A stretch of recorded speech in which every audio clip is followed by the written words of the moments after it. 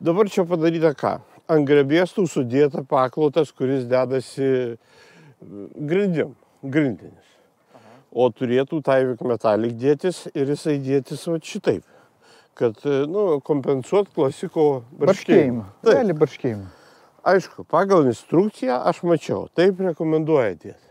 Bet jis negelbėja šito dalyko. Tai šitą lietskardę reikėjo traukti 5 cm tolyn ir lietskardė nebūtų atsirėmus. Dabar ką dariau, atšiltino, tai net neišbyra šiukšlės. Tai kaip įeis oras. Yra šitas tarpas ir matosi tiesiog plėvelė eina lygiai ir jinai prie latakų užkyla. Ką reikia padaryti? Tai arba dabar nupjauti ir padaryti vėdinimą, kad čia viską išneštų, nes vanduo čia stovės. Jisai supus ir nubėgs ant sienos.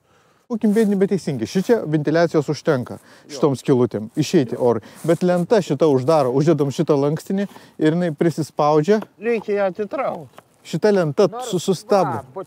Lenta turėtų užsibaigti va čia, kur ir baigėsi klasikas.